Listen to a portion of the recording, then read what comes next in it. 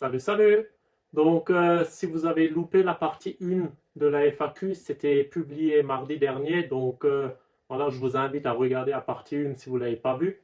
Et aujourd'hui, on va attaquer la partie 2. Allez, let's go!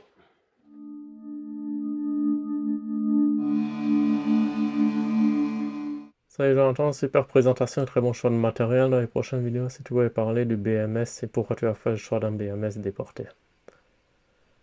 Alors là, il y aura une vidéo dédiée, mais pour faire simple, vraiment pour schématiser, une batterie lithium avec BMS intégré, c'est pour les petites installations. Tu viens avec un faible courant de charge et tu utilises pas beaucoup de courant en décharge.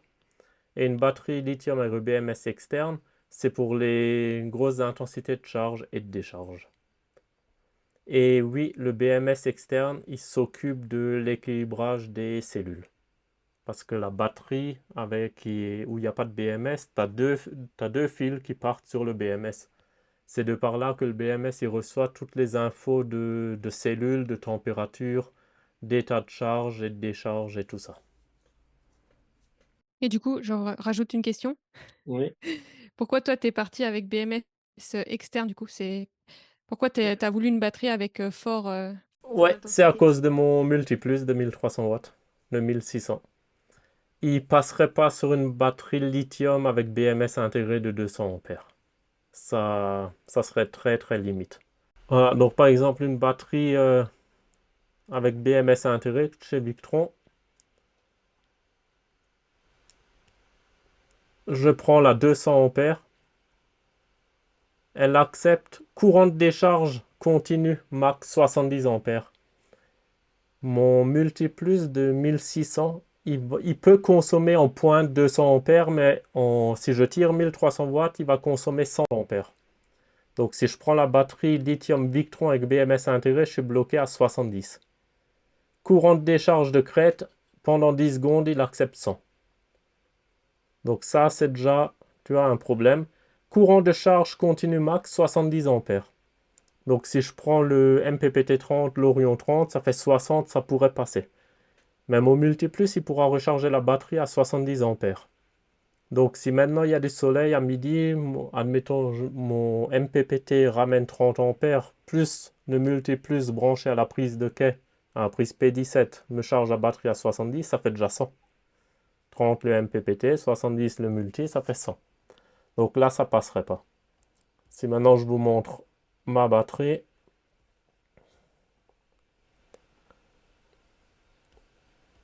on Et du prend coup, la... avec ta batterie, dans ton raisonnement, ça veut dire que tu peux la recharger plus vite qu'une batterie à faible intensité? Avec BMS intégré, tout à fait. Parce que là, on va le voir. Je peux pas tirer plus de 400 ampères. Et en conseillé, inférieur à 200 ampères. Donc mon multiplus de 100 ampères, il peut tirer la batterie. Elle dégagera largement assez, pas de souci. Et c'est pour ça que j'ai mis un fusible de 200 ampères à sortie de batterie. C'est le maximum recommandé que ma batterie peut fournir. Et l'autre, c'était 80, on a vu avant. Donc voilà, il y a 120 ampères de différence. Et en charge, intensité de charge maximale 400 ampères. Donc ça, vraiment, c'est le max. Hein. C'est en une demi-heure, la batterie serait pleine, mais ça, voilà, c'est déconseillé. Intensité de charge recommandée 100 ampères. Donc là, je suis tranquille. Le multiplus 70, le MPPT 30. Et si, admettons, j'allume le véhicule, tu as encore le Orion 30, j'arrive à 130, ça passera vu que c'est le maximum 400. Donc vraiment, c'est ça la différence entre BMS intégré et externe. C'est la capacité à consommer des grosses intensités et la capacité à recharger des grosses intensités. Alors du coup, question, tu recommandes plus quoi toi? Avec BMS intégré ou pas intégré?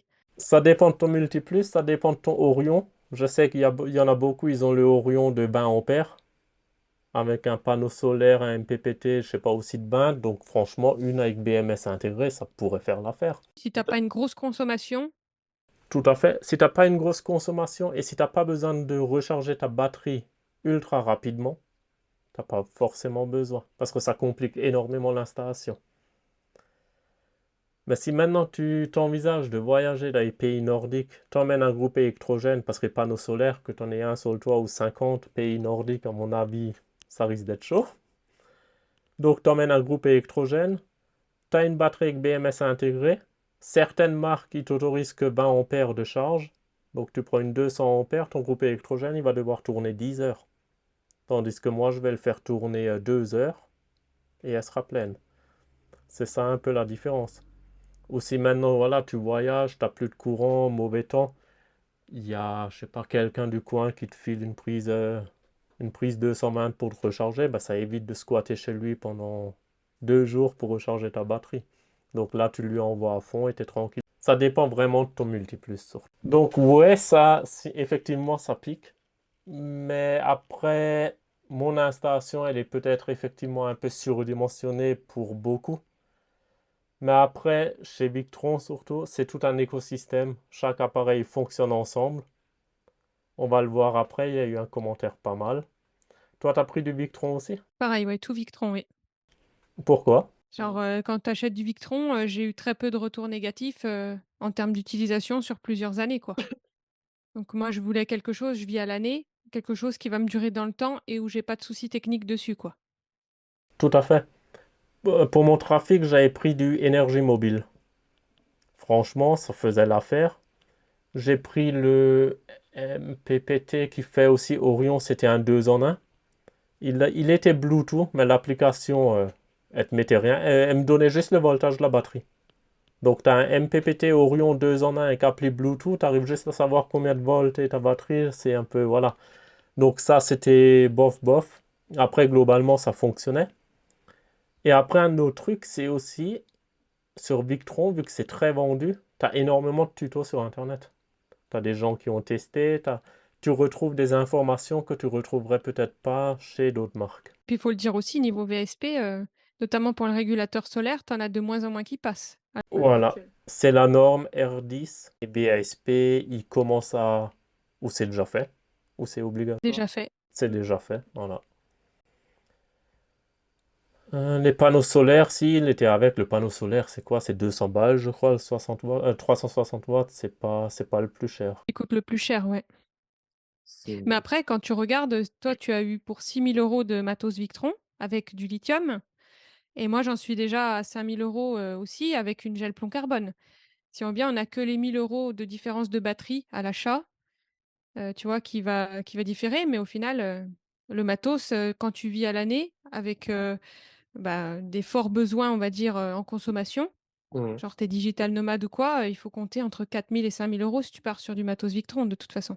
Tout à fait. Dans le trafic, j'en avais pour 2000 euros, je crois. C'était à peu près 2000 euros. C'était un panneau souple à 160 watts. Le MPPT, un petit onduleur de 300-400 watts et une batterie AGM de 90 ampères.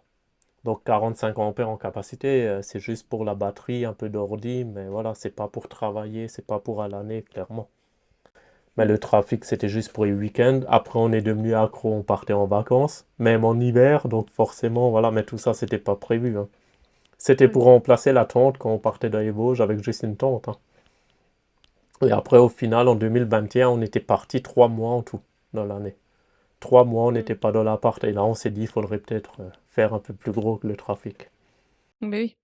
Ça dépend de tes besoins parce que tu vois, sur le premier, moi, j'avais pas pris donc le BMW, donc Mm. tu enlèves, presque 200-250 €. Je m'étais juste mis un tout petit moniteur de batterie, ça suffisait quand tu pars des week-ends ou des vacances. Ouais. Pareil, est-ce que tu as besoin d'un multiplus ou est-ce que juste un convertisseur, ça suffit? J'avais pas, pris de multiplus, moi j'avais juste un chargeur de batterie, point Mm. et du coup, tu allèges, pardon, beaucoup ta facture en faisant ce type, entre guillemets, «d'économie». Mais quand tu vis à l'année, tu as besoin de tout au cas où, tu vois? Tout à fait. Et oui, en choisissant d'autres marques, tu aurais divisé un autre par deux avec du matériel aussi fiable. C'est dommage de faire de la pub que à cette marque car il existe. Voilà. Donc là, effectivement, jamais dit le contraire. Mais après, je vais pas scotcher Victron Énergie. Depuis le début, ça fait 1 an que je montre comment que j'aménage mon fourgon, je monte mes machines, deux voiles, tout ça. Je filme avec l'iPhone, je le dis et je le redis. C'est pas maintenant parce que voilà, c'est Victron que je vais mettre du scotch sur le matos Victron. Pour moi, ça n'a pas de sens, tu vois. Effectivement, peut-être tu trouves un peu moins cher, mais il faut surtout bien comparer vraiment les mêmes caractéristiques. Et après, effectivement, peut-être, oui, on trouve un peu moins cher. Et puis on en a parlé même tous les 2. Enfin, à un moment Ouais. donné, c'est le même débat que, comme tu disais, Apple, PC et cetera. Il y a d'une part effectivement, du commercial parce que c'est beau, du Victron, voilà, c'est bleu, c'est joli, c'est magnifique. Mais il y a aussi les caractéristiques derrière qui sont, voilà, tout est pensé pour que tu aies pas d'ennui et que tu aies pas à intervenir sur leur matos, quoi. Même quand tu regardes les carcasses des MPPT et autres, elles sont prévues pour pas, que ça surchauffe et ça, c'est aussi important en fourgon. Quand tu mets tout ça dans un local technique et qu'il va faire, je sais pas 60 degrés dedans, parce que tout fonctionne, c'est prévu pour. Est-ce que sur les autres, c'est prévu? Je sais pas. Voilà, à condition de poser les MPPT et les Orion debout C'est aussi. ça, voilà, oui. Parce qu'à plat, je vois beaucoup à plat, ça peut fonctionner, mais l'électronique, en fait, c'est pas parce qu'elle est chaude que ça fonctionne plus, mais elle vieillit mal. Donc bien le mettre debout pour que ça dissipe bien la chaleur. Et comme vous avez vu la vidéo du Bottom, ça fait 7 ans qu'il navigue, il est full Victron. Son premier bateau, il n'a pas encore été une fois au SAV, hein. Si j'utilise d'autres marques, est-ce que l'écran est compatible? Ben voilà, ça c'est aussi un problème. C'est la compatibilité et l'écosystème. Victron a créé un écosystème pour que tous les appareils fonctionnent entre eux, pour que chacun envoie les données. La batterie, elle envoie la température, le MPPT. Voilà. Donc si après tu fais un mélange de marques, peut-être que voilà, tu peux peut-être utiliser l'écran, mais tu vas perdre la moitié des fonctionnalités. J'espère que Victron a sponsorisé le matos vu la bonne pub. Ouais, bon, c'est le jeu, hein, c'est tant mieux pour eux, j'ai envie de dire, hein. J'aurais pris une autre marque, c'est voilà, tant mieux pour eux, tant pis pour les autres, hein, c'est je le dis toujours, c'est comme mon matos, mes perceuses, mes trucs, je prends du deux voiles, tant mieux pour eux, ça leur fait de la pub. Maintenant, il n'y a pas eu de sponsoring, dommage, hein. Mais ils n'ont pas besoin de moi pour vendre leurs produits, hein, je m'inquiète pas pour eux. J'ai mon fourgon depuis 3 ans et d'expérience, je pense que ton installation est surdimensionnée. Donc oui, peut-être, mais comme dit, j'ai l'onduleur, il me faut le 1600 car il me faut 1300 watts de 220 volts. Et après, ça dépend surtout où je vais voyager. Le panneau solaire, tout ça, la batterie. Après, je préfère, en fait, pour ceux qui me suivent depuis le début, donc j'ai acheté un fourgon neuf. Je l'aménage moi-même. Voilà, je prends tout mon temps. J'essaye de faire ça relativement bien. C'est pas pour après. Peine je tourne la clé du moteur, je pars. Au bout de 2 semaines, je me dis merde, il me manque tant et tant d'énergie, j'arrive pas et tout, tu vois. Donc je préfère surdimensionner que avoir l'inverse, hein. Ça va me coûter peut-être un peu plus cher au départ, mais je préfère ça, hein. Oui, puis tu as dimensionné avec, enfin, tu as fait ton étude de besoin en C'est fonction ça. des appareils que tu veux alimenter. Voilà, j'ai pas tout calculé vraiment, chaque spot, chaque truc. Je suis parti sur le Multiplus 1300 watts. Il faut que j'ai une batterie qui supporte de dégager 1300 watts. Et après, voilà, c'est pour la tranquillité, hein. Théoriquement, une batterie lithium, si on fait un minimum attention, elle tient 10 ans, 15 ans, hein. Donc oui, effectivement, j'ai que 360 watts de panneau avec une batterie lithium et tout ça. Mais en fait, la journée, quand il fait beau, je ne serai pas dans le fourgon. Donc oui, mon panneau solaire de 360 watts, il arrivera largement à recharger la batterie. Mais après, comme moi je vais être à l'ordi, ça va être la nuit, le soir, la nuit quand il n'y a plus de soleil. Donc il me faut une réserve d'énergie. Tandis que toi, Angélique, c'est complètement différent. C'est ça. Ben moi, du coup, j'ai 2 panneaux de 300 watts, donc ça me fait 600 watts et entre guillemets, du coup, j'ai 300 ampères-heure pour, ma batterie, ce qui me fait en utilisable que 50 puisque j'ai une batterie gel plomb carbone, donc admettons, j'ai que 150 ampères-heure de batterie, j'ai moins. Mais du coup, comme, je vais travailler la journée sur mon ordi, beh, il me faut dans la journée que le solaire alimente ma batterie, que j'utilise de suite, en fait, en termes de consommation. Et Voilà. par contre, la nuit, bah, j'ai pas besoin de recharger puisque je vais quasiment rien utiliser. Donc moi, il me fallait beaucoup de panneaux solaires avec une plus petite capacité de batterie parce que c'est presque de l'instantané ce que je consomme, quoi. C'est ça, j'allais le dire, oui. Toi, tu consommes en instantané et moi, je consomme avec, voilà, au mauvais moment, quoi. Quand il n'y a pas en différé, quand il n'y a pas de soleil, moi, je consomme. Donc, j'ai 200 ampères de dispo. Et la journée, à 360 watts, il va largement recharger ma batterie. Et comme je l'ai dit avant, dans un pays nordique, un panneau ou deux panneaux, on n'arrivera de toute façon pas à recharger la batterie. La gestion d'énergie, hein, ils t'en parlent tous en fourgon. Tout à fait. Donc oui, avec une batterie gel 200 ampères, ça ferait l'affaire aussi, mais le soir et la nuit, j'aurais moins de capacité qu'avec la lithium de 200 ampères. Et à savoir, une gel de 200 ampères, tu la recharges pas à 100 ampères, hein. Mmh, C'est à peu près 10%, je crois, non, ou 20%. je crois, ouais. Donc ça ferait que 40 ampères conseillés de charge. J'ai quelques questions, notamment concernant le couple GX touche avec le servo. Je pourrais choisir plutôt. Ben, on a répondu ça avant, hein.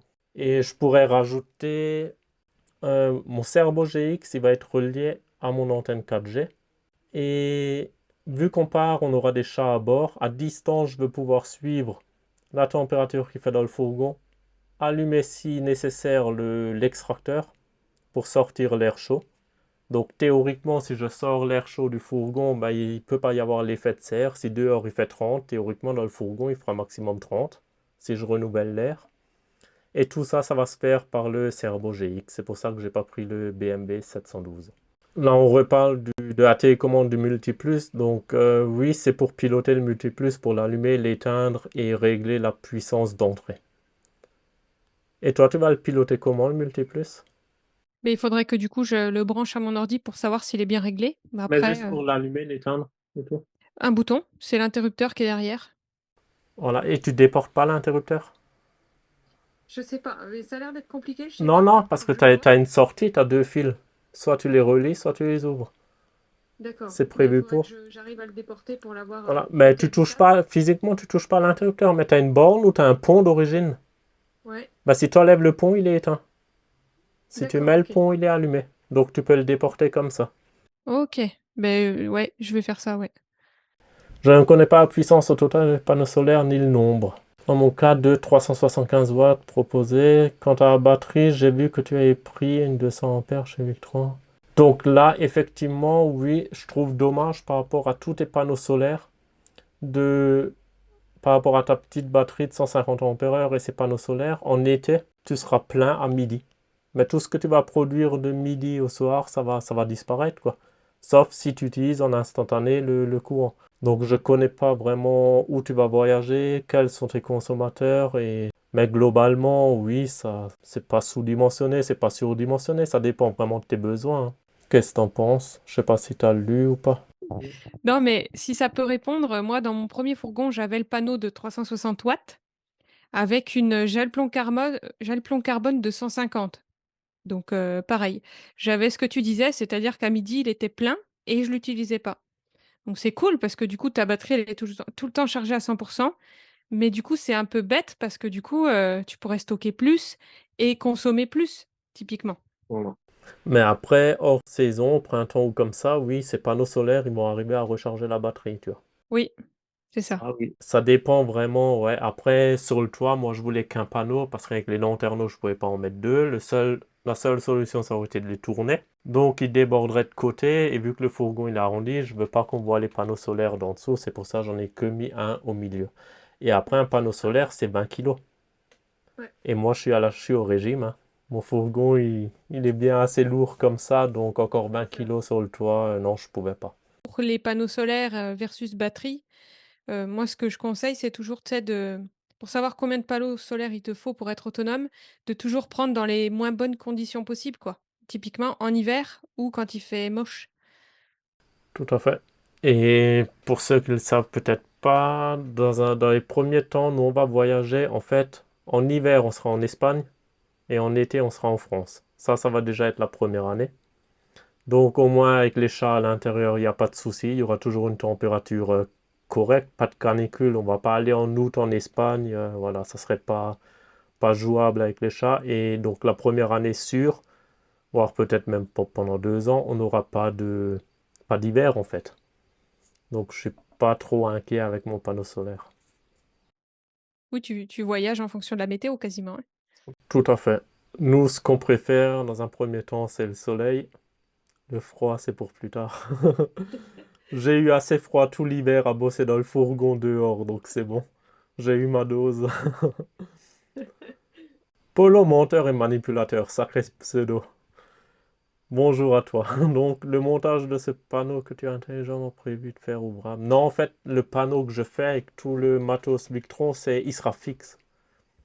Il sera fixe. Et après, effectivement, les vibrations, je sais pas si. vous pouvez prévoir des cylindres blocs au cas où. Toi, tu prévois quelque chose contre les vibrations ou pas? Je sais pas de quoi tu parles quand tu parles de silent block. Cylindres blocs, c'est des caoutchoucs, c'est pour éviter que les vibrations de la caisse se transmettent dans le panneau et dans le matos électrique. D'accord. Ok. C'est comme un peu des amortisseurs comme ça, tu vois. Ouais, mais je me suis pas posé la question, moi. Parce que c'est vrai que l'électronique et les vibrations, ça se marie pas bien ensemble. Ouais. Après, est-ce que ça vibre beaucoup à l'arrière? Dans le trafic, j'ai pas eu de soucis pendant presque 2 ans. Oui, puis Donc, tout est fixe. Tu fixes ça sur tes parois, qui sont elles-mêmes fixées sur tes renforts. Est-ce que ça vibre beaucoup?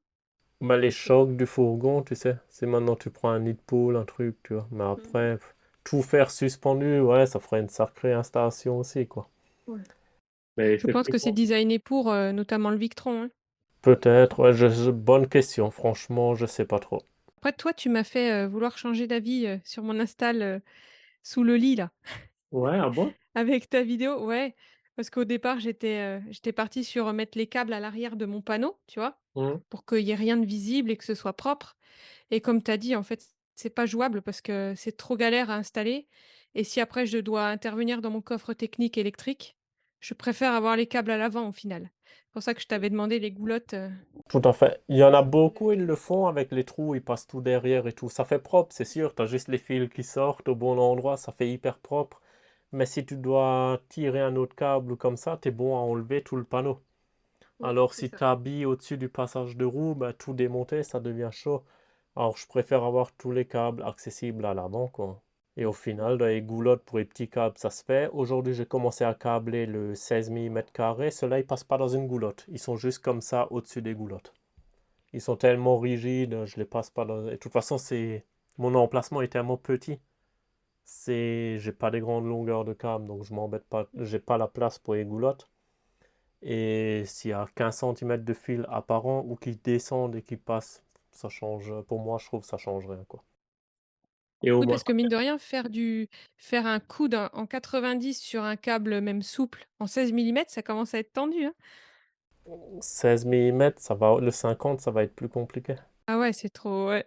Mais j'ai remarqué quand j'ai mis les cosses, je mets toujours des gaines thermorétractables.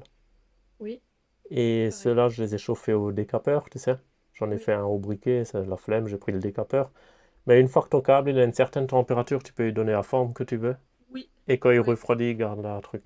Donc le c'est 50 ça. mm², c'est sûr, il aura des gros arrondis et tout, mais vu qu'il est largement surdimensionné, ça me Ouais. fait pas peur s'il fait un peu des courbes et comme ça. De toute façon, un fil, normalement, ouais, il faut éviter vraiment les angles droits, faire des belles courbes.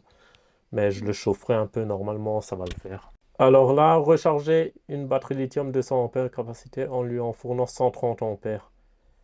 Il trouve que c'est un peu trop et le top du top pour 200 ampères serait 30%. Ça ferait environ 70 ampères.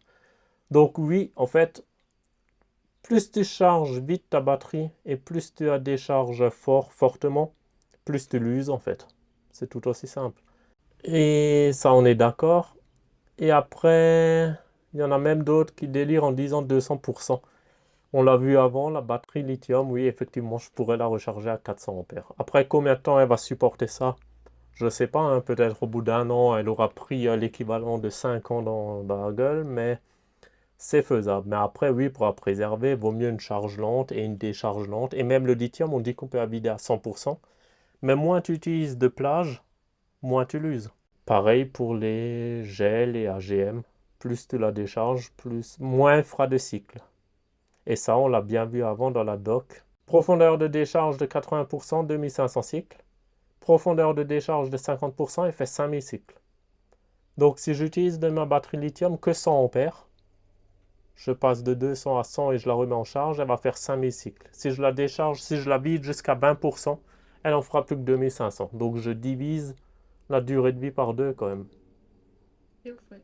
Et pareil pour les AGM, ça c'est clair, mais pour le lithium c'est valable aussi, tu vois.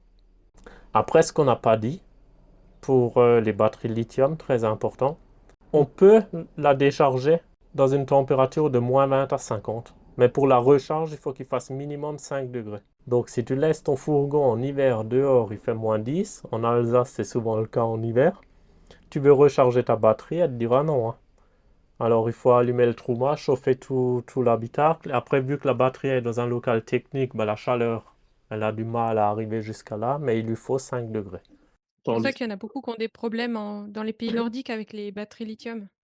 Tout à fait. C'est pour ça, ouais, ça, il faut en tenir compte, hein. Ce que tu as pas avec des batteries gel plomb carbone, du coup. Tout à fait. Pour revenir là-dessus, sous le lit, il y aura une bouche de trauma qui ira chauffer sous le lit. Donc déjà en hiver, ça nous fera un lit chauffant qui est fort agréable. Et ça évite que la cuve d'eau elle gèle. Et en hiver, justement, pour que la batterie elle descende, qu'elle ait une bonne température, quoi. L'idéal, c'est 20 degrés, hein. Et toi, tu fermes ton caisson électrique avec un contreplaqué ou tu le laisses ouvert? Il sera protégé quand même. Parce que sous le lit, quand on jette des trucs, tu sais, j'ai envie que ça soit protégé. Surtout au milieu, là où je fais toutes les connexions, parce qu'à mes bus bars, j'ai pas assez de place pour remettre le capot par-dessus. Donc si là tu relis les deux, ça va faire tout drôle. Donc là, il y aura une protection et je verrai en fonction de comment que je ferme, je mettrai peut-être un ventilateur pour une circulation d'air. Ventilateur d'ordi, hein, du Mm. style comme ça, tu vois. Ton alternateur est-il celui d'origine? Oui. Combien fait-il d'ampères? Je ne sais pas du tout. Aurais-tu pu mettre un Orion plus balèze? Je ne sais pas. L'Orion, il s'arrête à 30 ampères de mémoire. Je ne sais pas s'ils en font des plus costauds ou si ça s'appelle encore Orion. Je ne sais pas du tout. Je ne me suis pas posé la question. Je trouve 30 ampères, c'est pas mal. C'est Dans le trafic, j'avais 20 ampères, je crois. Bon, la batterie était 2 fois moins grande. Je sais pas trop. Il y en a beaucoup, ils voyagent, ils ont le Orion, le 20. Et il s'en sort très bien, donc je pense avec le 30, il n'y a pas de souci. Du coup, tu vas, en plus du boulot sur ton fourgon, faire des vidéos sur chaque appareil ou quasiment, oui. Je vais encore prendre du retard, hein. Je suis plus à un an près. Question, combien de kilos pèse ton matériel qui est installé sur la planche? Va être assez solide. Ouais, tout le matos, ça fait à peu près 25 kilos. La batterie, elle sera fixée au sol et le contreplaqué, il fait 15 mm d'épais, donc là, il n'y a pas de souci normalement. Ça, c'est une bonne question. Quelle est la batterie la plus intéressante à prix égal? Par exemple, une batterie gel de 150 Ah contre une lithium de 70 Ah. Les deux au même prix. Donc, moi, ce que je dirais, c'est gain de poids pour le lithium, durée de vie plus élevée pour le lithium, mais là, je viens de tilter à quelque chose. Si tu prends une batterie lithium à 70 ampères, tu pars du principe que tu vas utiliser 100% de la batterie. Là, elle va bouffer les 70 ampères. Tandis que sur la batterie gel, elle va s'arrêter à 50%.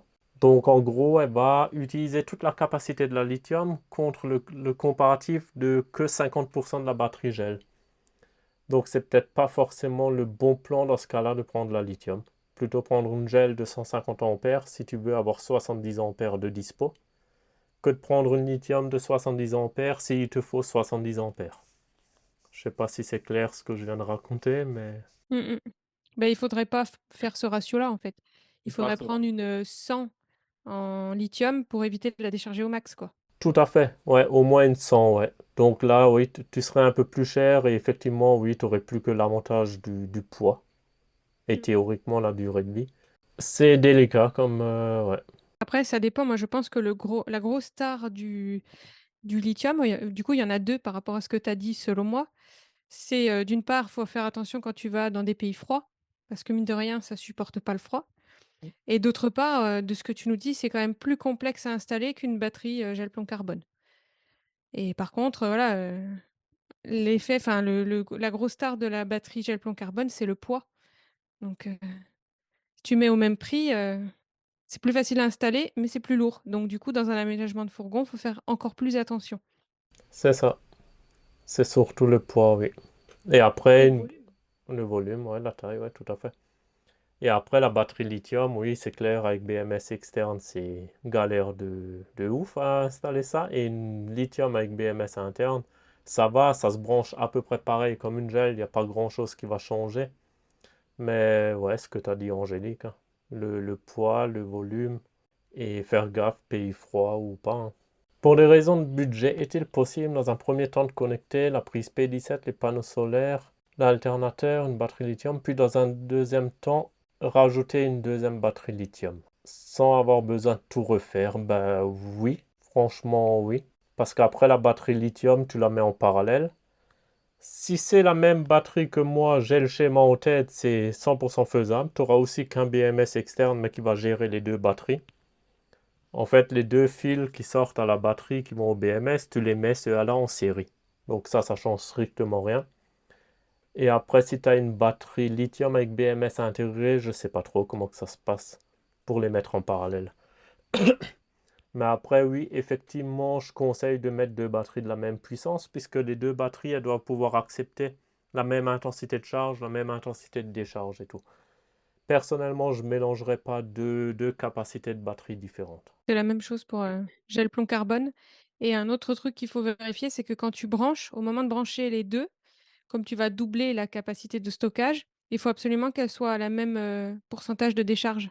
J'ai vu ça sur, les notices.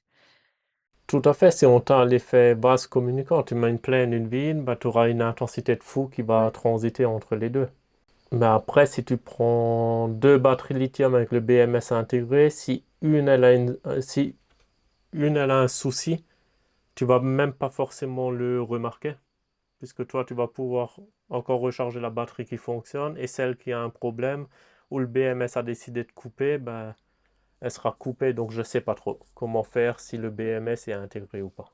Mais en tout cas, ça doit être faisable, c'est rien ne t'empêche de mettre les deux d'un coup, hein.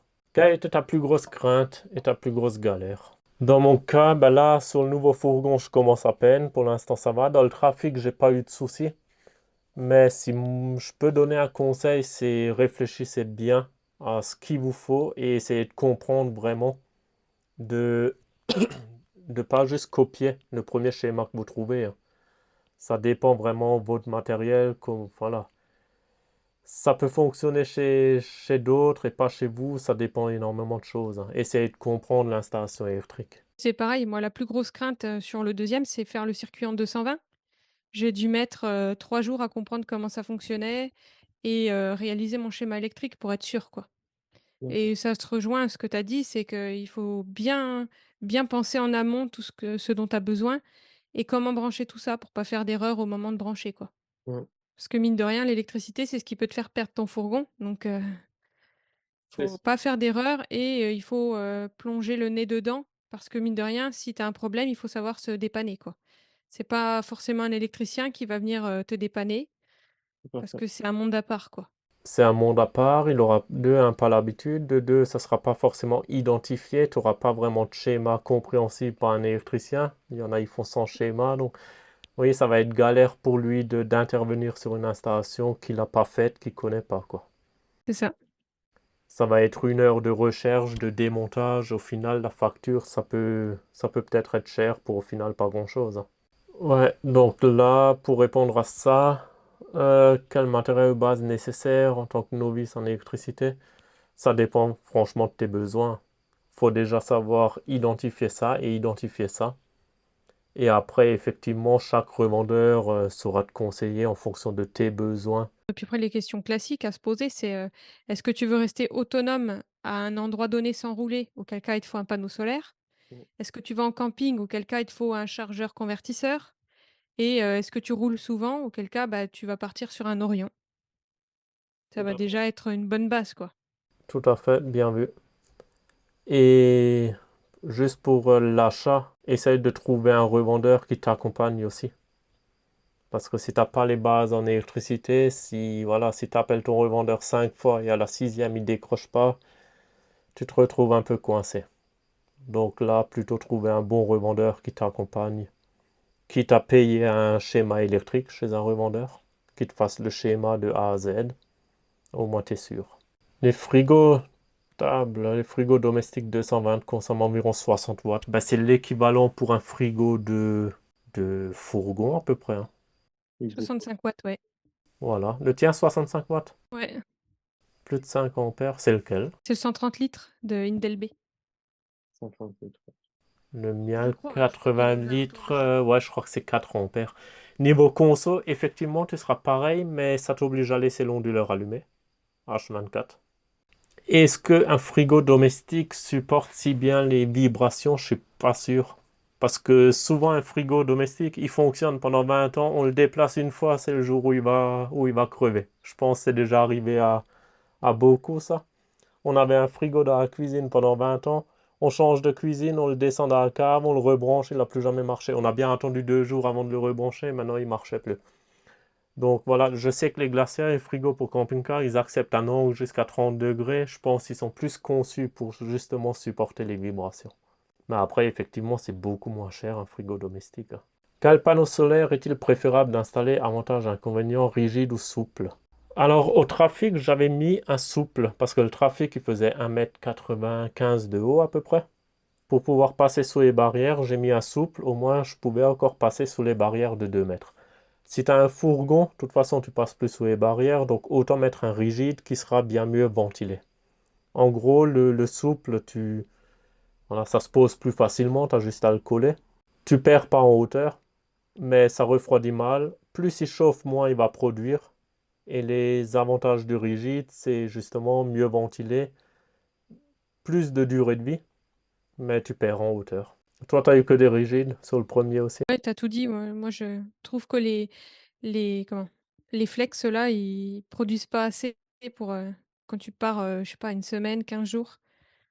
Il t'en faudrait beaucoup pour avoir un bon rendement, quoi.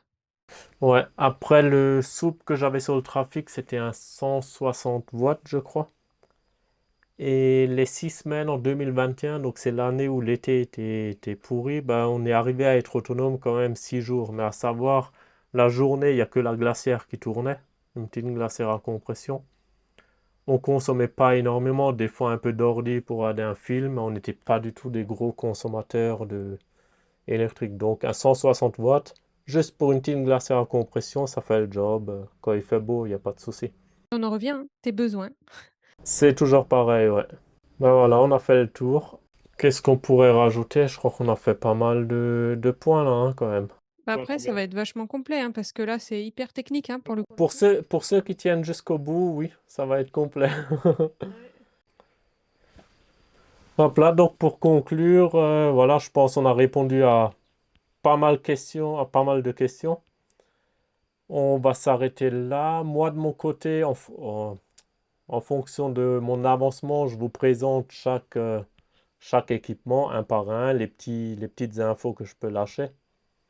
Et ça viendra plus tard, hein. C'est une chose après l'autre. Mais là, j'avais proposé une FAQ parce que répondre à toutes ces questions en commentaire dans la vidéo YouTube, ça aurait pris un temps fou. Là, en vidéo, c'est peut-être plus clair pour tout le monde. Dites-nous si vous préférez ça ou simplement répondre dans les commentaires. Ça peut être pas mal qu'on sache. Et c'est une première pour Angélique et moi de faire un truc en direct comme ça, en visio. Et voilà, bon, je pense ceux qui me suivent connaissent Angélique, ça, il n'y a pas de doute. Et voilà, t'as quelque chose à rajouter? Non, c'était sympa, hein. Hop là, bah oui, à refaire. C'est ça. Voilà, voilà. Hop là, nous on se dit à jeudi prochain ou à mardi peut-être, hein. Allez, ciao ciao!